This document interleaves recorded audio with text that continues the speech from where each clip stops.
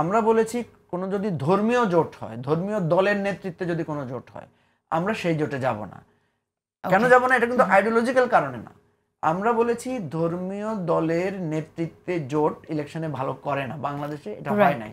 তো আমরা মনে করেছি এটা আবার এমন একটা জোট হলো সবাই আছে, সেখানে ধর্মীয় দলও থাকতে পারে, কিন্তু তাদের নেতৃত্বে হলে এই জোটটা কখনো ইলেকশনে ভালো করে না বাংলাদেশে। সেই পয়েন্ট অফ ভিউ থেকে আমরা বলেছি আমরা সেখানে যাব না। আচ্ছা, আপনারা ইলেকশন কিভাবে করবেন? তো আমরা বলি যে আমাদের তো প্রথম ইলেকশন তো আমরা চাই যে আমাদের বেশিরভাগ প্রার্থী বেশিরভাগ আসনে আমরা দিতে পারি। আমি যদি বেশিরভাগ আসনে প্রার্থী দিতে পারি, আমার দল সম্পর্কে মানুষের আগ্রহ বাড়বে, তৃণমূলে আমি পৌঁছাতে পারবো সহজে। আর যদি আমি কোনো জোটে যেতে চাই, আমি বলছি যে দেখেন, ইলেকশনের একটা পলিসি থাকে যে আমি একটা জোটে যাব, বা আমি ইলেক্টেড হওয়ার জন্য একটা যাব, বা আমাদের একটা, সেই জায়গা থেকে আমি বলেছি যে আমাদের যদি জোটের কোনো সুযোগ থাকে বা জোটের যদি কোনো অফার আসে, তাহলে আমাদের ফার্স্ট প্রেফারেন্স থাকবে এই গণ অভ্যুত্থানের যারা একদম সক্রিয় শক্তি, আমরা নিজেরাই একটা অ্যালায়েন্স করব এবং তারুণ্যের শক্তিটাকে নিয়ে। কারণ আমরা দেখছি বিএনপিতে একটা পাওয়ারফুল অ্যালায়েন্স আছেই, জামাত বা ইসলামিক দলগুলোর মধ্যে তাদেরও একটা পাওয়ারফুল একটা অ্যালায়েন্স আমরা দেখতে পাচ্ছি। তারা আমরা একটা থার্ড ফোর্স আকারে একটা অ্যালায়েন্স যদি থাকে, তাহলে ইলেকশনটা প্রতিদ্বন্দ্বিতাপূর্ণ হবে এবং আমরা মনে করি একটা শুধু কার্যকর সরকার থাকলে হবে না। তাহলে সেক্ষেত্রে থার্ড ফোর্সে এবি পার্টি, এনসিপি আর কারো কথা ভেবেছেন আপনারা? আমরা মনে করেছি সেন্ট্রিস্ট পার্টি বলতে যেটাকে আমরা বুঝাই আর কি। ধরেন আমরা যদি বিএনপিকে রাখি সেন্টার টু রাইট, আর যদি আমরা ইসলামিক ফোর্সগুলোকে রাখি মোর একদম এক্সট্রিম রাইটে যদি রাখি, তাহলে আমরা যারা সেন্টার টু লেফট বা লেফট টু সেন্টারের দিকে আছে, এক্সট্রিম লেফটকে বাদ দিলে বাকিটাকে আমরা মনে করছি যে এটা একটা ধারণা হতে পারে যে এটা একটা যেতে জায়গা। আপনারা কি নিজেদের সম্পর্কে আপনাদের মূল্যায়ন হচ্ছে আপনারা সেন্টার টু লেফট? না, আমরা সেন্টার টু লেফট না, আমরা সেন্ট্রিস্ট বলছি।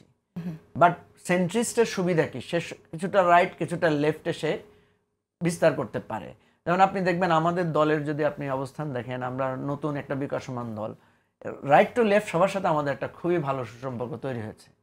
এবং আজকে আমি এটা দাবি করব না, বাট অনেকে আমাদেরকে এই প্রশংসাটা করেন, আমাদের সামনেও করেন পেছনেও করেন, যে না এবি পার্টি সবাইকে একটা বন্ধনের মধ্যে রেখেছে। আপনি দেখবেন আমরা বিএনপিকে সমালোচনা করছি, আবার বিএনপির যেটা প্রাপ্য, বিএনপির যে প্রশংসাটা প্রাপ্য সেটাও আমরা বলছি।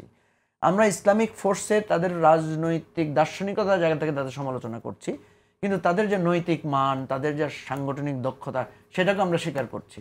আমরা লেফট ওরিয়েন্টেড পার্টিগুলোর যে ধরনের অধিকার ভিত্তিক তাদের কর্মকাণ্ড আছে সেটাকেও ওয়েলকাম করছি, আবার তাদের যে লিমিটেশনসটা আছে, তারা একদম রেজিমেন্টাল অ্যাটিটিউড রাখে, সেটাও বলছি। এই জায়গাটা থেকে আমরা একটা সেন্ট্রিস্ট এন্ড আমি এটাকে বলবো একটা মডারেট পজিশন, এই জায়গাটা আমরা ধারণ করার চেষ্টা করি। কিন্তু অন্য কোনো পার্টির কথা ভেবেছেন স্পেসিফিক্যালি এবি পার্টি আর এনসিপি ছাড়া আপনাদের সাথে জোটে থাকবে? আমরা বলেছি এটাকে আমরা প্রেফার করব, প্রায়োরিটি দেব। আপ বাংলাদেশের কথা ভেবেছেন? তো এখনো রেজিস্ট্রেশন পায়নি। আপ বাংলাদেশে কোনো পলিটিক্যাল পার্টি না। আমরা যেটা বলছি যে এইটা হচ্ছে আমাদের ফার্স্ট প্রেফারেন্স।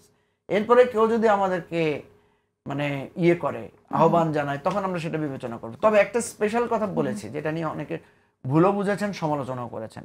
আমরা বলেছি কোনো যদি ধর্মীয় জোট হয়, ধর্মীয় দলের নেতৃত্বে যদি কোনো জোট হয়, আমরা সেই জোটে যাব না।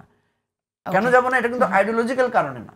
আমরা বলেছি ধর্মীয় দলের নেতৃত্বে জোট ইলেকশনে ভালো করে না, বাংলাদেশে এটা হয় নাই।